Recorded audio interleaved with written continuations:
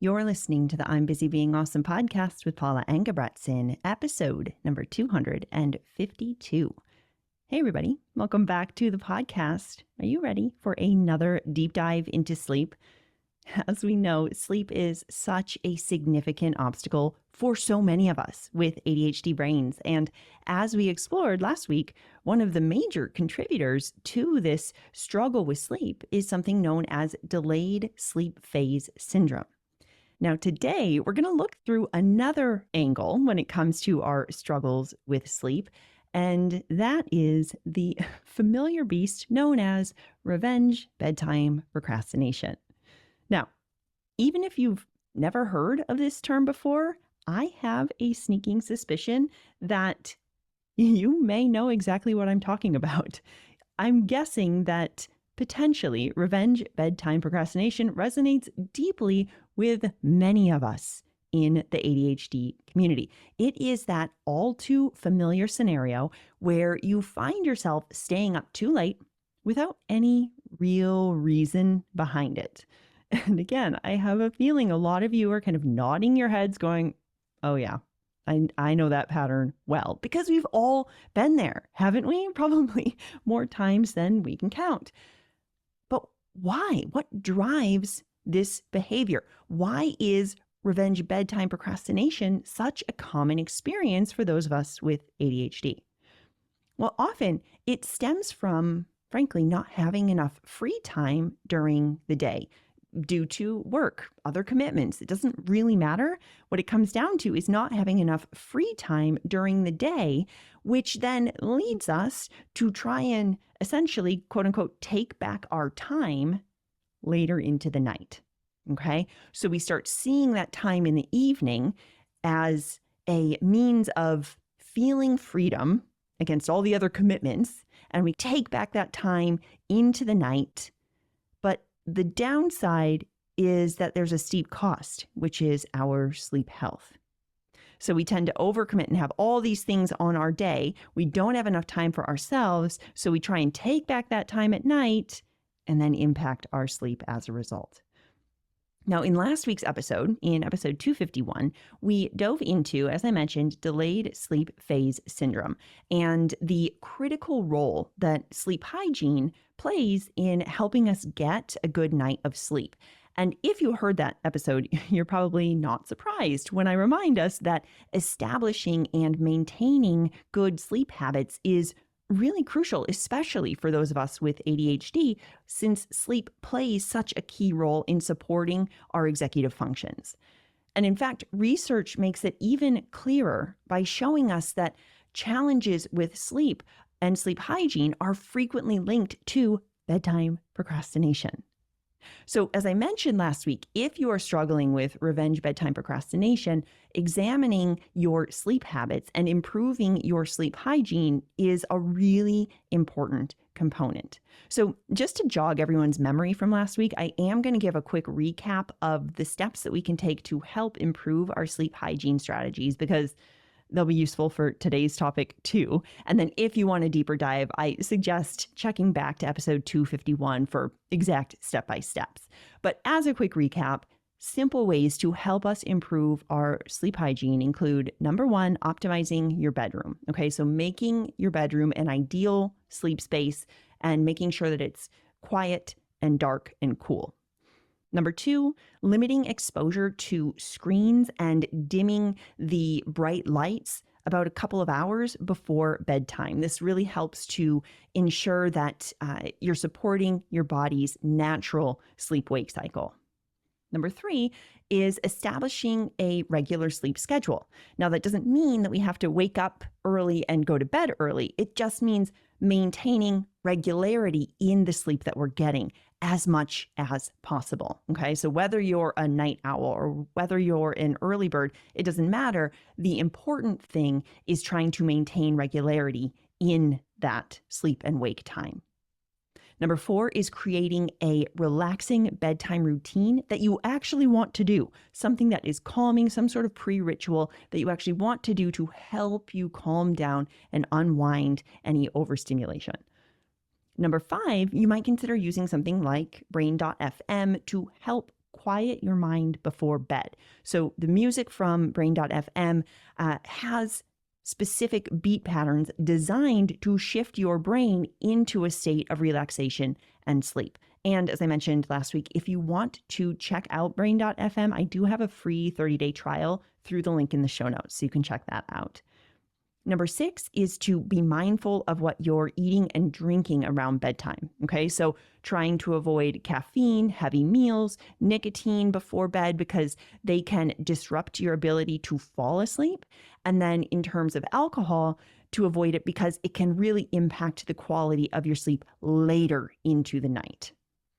Number 7, getting some sort of regular physical activity. So regular exercise can help us to, again, fall asleep faster and enjoy a deeper sleep, but also keep in mind that for some people, if you're doing a really heavy workout close to bedtime, it could keep you awake. So just keep that in mind and make sure that you're timing that as supportive as you can.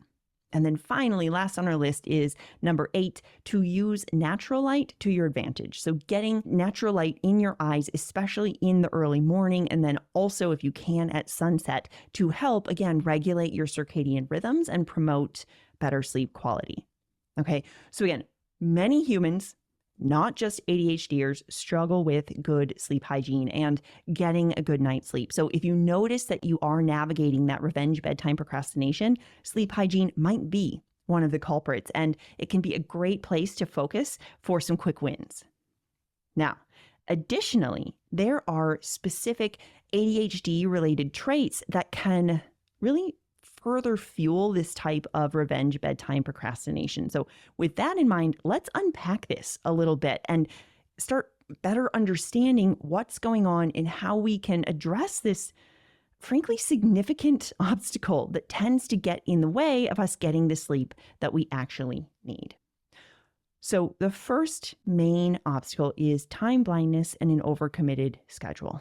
As we all know far too well, our ADHD brains and our executive functions specifically are often incredibly taxed all day long. We are trying to juggle all of these demands coming from all the different angles. We're trying so hard to stay organized and hold everything together. And whether we have the proper supports to help our ADHD brain, right, the proper supports in our ADHD toolkit or not, living in this kind of back-to-back life can leave us desperate for downtime at the end of the day when we can simply be. Now, unfortunately, as I've mentioned in passing earlier, often the only time that we have this respite from the go, go, go mentality is late in the evening when no one else is around to demand something from us, whether that's literally from someone in our family or people finally stop pinging us on Slack from work. That is usually one of the only times that we have for that quiet, for those times when nobody else needs us.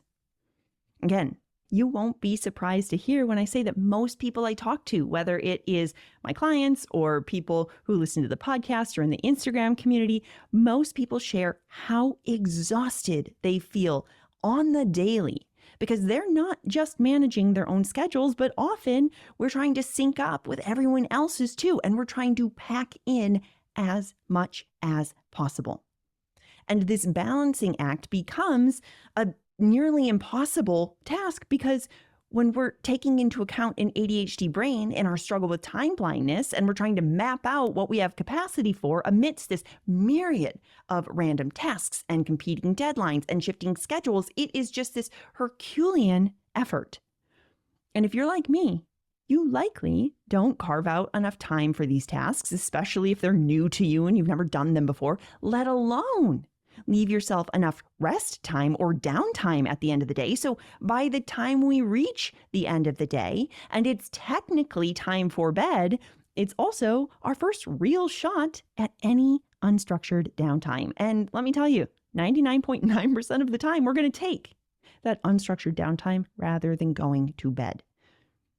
Because as I shared way back in episode 115 called Real Talk, Your Brain Needs Rest, the fact is, your brain needs rest. And one way or another, it's going to take it.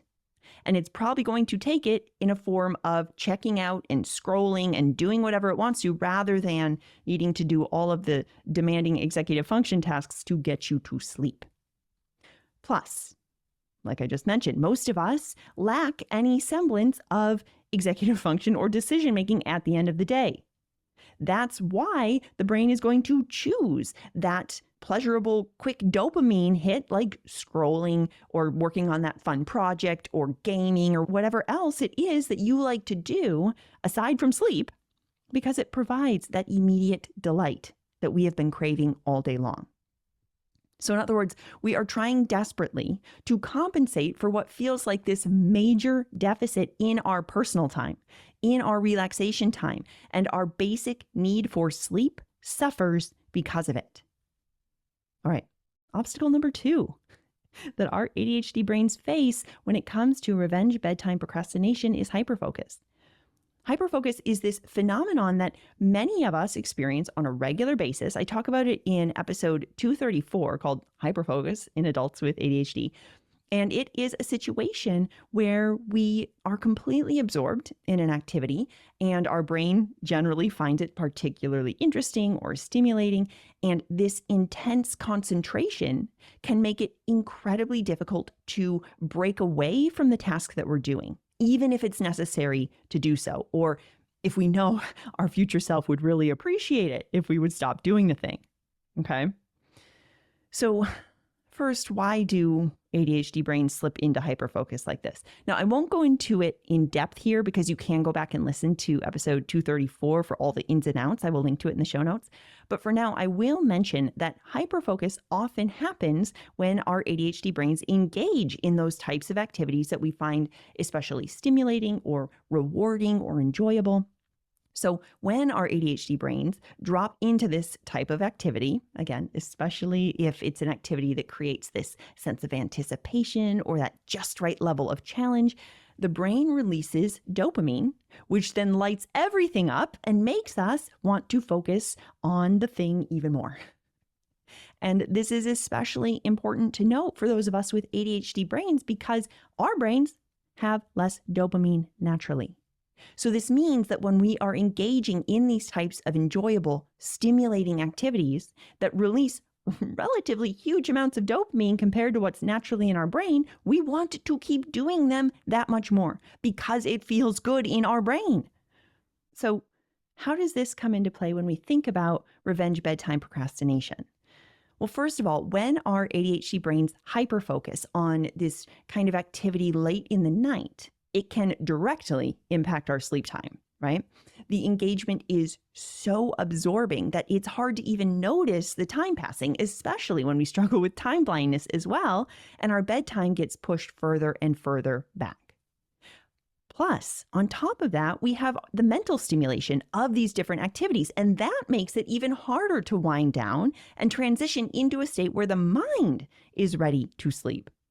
Instead, our brain gets stuck in this active high alert mode, which again makes it harder to not only just think about going to sleep and actually move toward getting ready for sleep, but actually fall asleep when we finally get to bed. So that's number 2. Okay, so we've talked about time blindness and an overcommitted schedule. We've talked about hyperfocus. The last area on the list that we're going to look at in regard to contributors to revenge bedtime procrastination are emotional regulation and impulse control. So when I talk about emotional regulation, I mean our ability to allow and respond to emotional experiences in a supportive way. Okay? It's taking care of yourself without reacting to emotions by kind of throwing them out at other people. And for those of us with ADHD, this is especially challenging. Because we struggle with dysregulation, it can often mean that we not only have a bigger response to that daily stress, but also we have this longer duration of time to recover, of emotional recovery. In other words, it takes us longer to regulate and kind of shake it off and feel better. I mean, even if you think about times when you've felt dysregulated in the past, you can maybe even identify some examples where it seemed to essentially take you longer to move through or shift from those quote unquote negative emotions. You might also find yourself fixating on stressful situations, even exciting events longer than others. Okay. So in short, what I'm saying is that we often experience our emotions more intensely, and we have a harder time sitting with them rather than acting on them or responding to them. And then building on this, most of us struggle with impulse control, which is especially challenging when we feel emotionally dysregulated. So essentially, as ADHD brains, we experience these big feelings. They come on quite suddenly. And if we don't have the proper supports in place to help us regulate, our ability to manage those impulses becomes even more challenging because we don't have that built-in moment to pause, to check in, and to decide intentionally whether we want to jump to that new idea or stick with the project that we're currently working on, whether we want to share what we really think about our boss's new plan to, quote, do more with less, or if we want to take a beat and wait for them to finish what they're saying before we share our thoughts.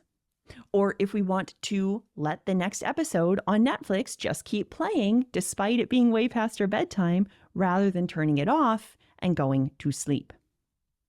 So let's talk about that a little more in depth. How does emotional regulation and impulse control impact our revenge bedtime procrastination?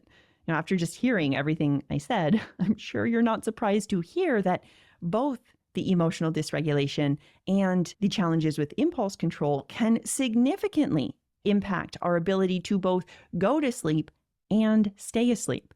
It can lead to increased anxiety, increased rumination, greater stress, and all of that can further exacerbate insomnia. It can fragment our sleep. When our body's stress response is activated, we're dealing with an increased heart rate, heightened alertness. It makes it harder for us to wind down, not to mention stick with that bedtime routine that we established ahead of time. So I'm actually going to pause here and kind of tie together everything that we've just looked at to really see how all of these different obstacles come into play. And I want to mention, I realize this sounds very gloom and doom. I know it sounds really heavy, but I think it's crucial for us to recognize what we're up against with an ADHD brain. And we will talk about what we can do to support ourselves through it as well. Okay, so don't worry, I'm not going to just leave you defeated here, but I think it's important for us to recognize what we're working with to help us get to bed and to also help us drop the judgment of why can't I just get to sleep? There's actually some really good reasons, turns out. Okay, so let's put all of these together. Consider this, okay? It's been a marathon of a day. You've been trying to fit in everything from your overflowing to-do list and also trying to meet all of those external expectations from our colleagues and families and friends. We are so exhausted. We are dysregulated. We're feeling behind on our to-do list, and we just want some quick wins. We just want some bursts of dopamine. And at this time, the mere idea of having to follow another expectation, even if it's our own expectation of following the bedtime routine that we established, it's a very big ask. And in fact, many of our brains are going to want to rebel against it entirely as a way to essentially reclaim control over our time and feel like we have a say in our decisions and finally get a little bit of time to ourselves. Rather than having to make all the tiny micro decisions required to get to sleep, we instead opt for the decision that has the least amount of friction and allows us to block out the day's stress and essentially immerse ourselves in another world, whether that's through social media or the latest Netflix series or the book you can't put down. And then on top of all of this, our brains struggle with transitions, which makes shifting from our evening activities into our bedtime routine even more of a hurdle. So this difficulty with task switching, which is, again, quintessentially ADHD, I talk about it all the time. It's one of my biggest hurdles. When we're faced with that, and we're faced with the choice between sleep and pursuing that elusive hit of dopamine, we often opt for the latter. Not only because it's more enticing, but because it is the path of least resistance. It has the least amount of friction in the way. So I hope that what we've looked at so far helps to give you some context and a bit of understanding around why so many of us struggle with this whole bedtime thing. I know so many people who get really down on themselves thinking, oh, it shouldn't be this hard. But the truth is, for many of us with ADHD brains, especially those of us with hyperactive or combined type, this is hard. It is incredibly taxing on our executive functions, period. But also, as I mentioned, that doesn't mean we have to just settle and never get enough sleep either, okay? So don't worry if your brain started going, okay, great. So you mean we're just out of luck? We just have to deal with this? Don't worry, I've got you. What I want to offer is that if we can stop shaming ourselves for struggling to get to bed on time and instead get curious, that's where we can start making some headway. If we can start going, what are the main obstacles in my way? What are the main culprits that keep me staying up later than I'd like? By thinking through the lens of curiosity rather than judgment, I am telling you it is so much easier to gain traction and develop some solutions that actually work for your brain and your unique circumstances. Because the truth is, Revenge Bedtime Procrastination offers a delightful dose of short-term gratification. We get to unwind, we get to do something fun, we get to feel like we've reclaimed our time. But as I've mentioned, there is a significant trade-off because that short-term pleasure comes at the cost of our long-term well-being.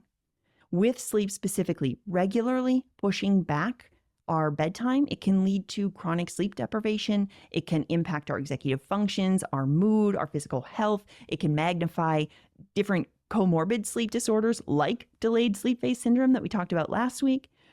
So what can we actually do here? We know that we do want to get to sleep and that we want to sleep at a time that aligns with our current schedules and our demands. What can we do?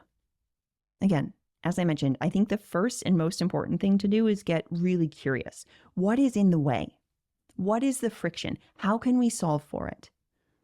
And I encourage you to think through the specific ADHD obstacles of time blindness, hyperfocus, and emotional regulation and impulsivity that we explored today so you can get those specific answers. So you might ask yourself, how are time blindness and an overcommitted schedule affecting my bedtime? Do I notice areas in particular are challenging for me to get to bed on specific days of the week? Or if I'm working on a particular type of project or in a certain season of the year? If so, what might you do to smooth out that friction? For example, after I finish my workday, before I eat dinner, I have a routine of washing my face and taking out my contacts so that I don't have to do those extra steps late at night when all I really want to do is get to sleep. I always hated doing those things late at night, and so I would procrastinate doing them, which then would push back my bedtime and everything took longer than I thought it would. But when I do them early, I don't have to worry about that. I know they're not going to push back my schedule. I get them done ahead of time so that I can just get to bed that much easier. Number 2, similarly, when does hyperfocus tend to trip you up? And how can you help yourself out here? Maybe you decide ahead of time how long you'll do the activity or how much of the activity you will do before stopping. And once you've decided that, you could maybe put some reminders or alarms that help provide you with enough time to transition out of that activity. Remember, we need that transition time. Or maybe you want to do those hyper-focus activities earlier in the day when you do have more executive function left in the tank, so it's easier to pull away when you want to. So again, for example, if I am crocheting, I might decide ahead of time, I'm going to work until this part of the pattern, or I can do this certain number of rows on this project. Or if I'm coloring, I might decide how much of the page I'm going to color. I'm going to do this flower, something like that. And then it's time for bed. And maybe put a timer on your Audible app or your streaming service so that when the episode ends, the timer stops. So again, what can you do to make that transition out of hyperfocus a little bit smoother? And then finally, number 3, what can you do to support yourself emotionally? What do you need at this time? What is it that you're really seeking when you let the next episode keep playing, or you keep scrolling on Instagram, or you continue answering email after email? What is that feeling that you're trying to reach with those activities? And how can you help yourself move through the discomfort of stopping them so you can take care of that true and genuine need for sleep? For example, I'm working to establish a non-negotiable end time for my work days. So right now, it's still pretty fluid. If I have more work to do, I'll keep doing it. But by making my stop time a non-negotiable, I help ensure that I have more downtime that I want and more transition time for myself, which in turn helps me feel grounded and relaxed, which is what I'm actually looking for when I want to stay up late into the night. So again, if you're struggling with revenge bedtime procrastination, in addition to using all the different sleep hygiene strategies that we talked about in last week's episode, I highly encourage you to shift from judgment into curiosity and check in with what you're really seeking when you find you're staying up much later past your bedtime. Ask yourself, how are time blindness and an overcommitted schedule affecting my bedtime? Do I see any patterns here? What can I learn from that, and how can I reduce the friction? When does hyperfocus typically disrupt my bedtime routine, and what strategies can I set up in advance to manage it? Can I set limits on the duration of the activity or how much I'm going to do? What reminders can I set to help me with the transition time? And number 3, what am I truly seeking when I'm putting off my bedtime? Is it relaxation, escape, free time, a sense of calm, something else? Identify that underlying emotional need behind these activities that keep you up much later than you'd like, and then start brainstorming how you could potentially fulfill some of these needs earlier on so that it won't interfere with your sleep routine. And then the last tip is one of the most important overall, which is to be sure that you're super clear on why you genuinely want to lock in this bedtime. I am telling you, if getting to sleep is not a full body yes, and it's just an intellectual should, that is going to be a hard sell for your brain. Okay, so make sure that you have a really compelling why, because when your executive functions have left the building, the toddler brain's going to throw a fit. We need something so compelling to get that toddler brain on board so that we're taking the necessary steps to get the sleep we need. All right, my friends, that's going to do it for us this week. And if you are ready to take these concepts and apply them to your life, if you're ready to learn how to support your ADHD in a way that works best for you, I invite you to check out today's show notes where you can learn more about how we can work together, both in my small group coaching program, We're Busy Being Awesome, and in one-on-one coaching. Also, if you want to learn my simple step-by-step approach to locking in a routine, maybe a bedtime routine, and making it stick, be sure to check out my free course called the ADHD Routine Revamp. You can tap through the link in the show notes or head to I'mBusyBeingAwesome.com/routine to sign up. Until next time, keep being awesome. I'll talk with you soon.